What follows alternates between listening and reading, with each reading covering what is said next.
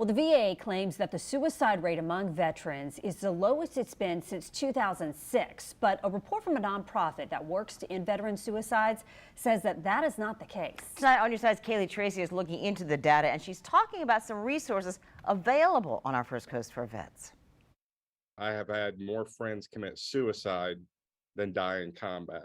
Retired U.S. Marine Captain Shane Krebs enlisted in the military after 9/11. It used to be at the beginning of the war that if you came out and even mentioned the words PTSD, you'd get discharged. He has been deployed to Iraq and Afghanistan and says since he left the military, more of his friends have died by suicide than in war. We've reached a point where if you're not discussing it, then you're doing yourself and the rest of your comrades an injustice. According to the Department of Veterans Suicide Prevention Report that came out this month, a little more than 6,000 veterans died by suicide in 2020, the lowest suicide rate among veterans since 2006. I would say that they're off.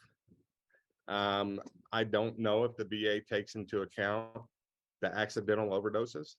I don't know if the VA takes into account veterans that are not in the VA system. According to a study from America's Warrior Partnership, a nonprofit working to end veteran suicides, more veterans have died by suicide from 2014 to 2018 than the VA reported. The report says in 8 states, including Florida, the number of suicides among veterans was 1.37 times more than the VA reported. The VA responded with a statement reading in part, quote, "We take every step possible to make sure that our veteran suicide data is accurate. Our methodology for creating this report is well established and consistent based on verified data from the CDC and DoD and meets the quality and standards of a peer-reviewed publication. One veteran suicide is one too many, and the VA will continue to accurately measure veteran suicide so we can end veteran suicide." Canines for Warrior CEO Rory Diamond works with veterans every day,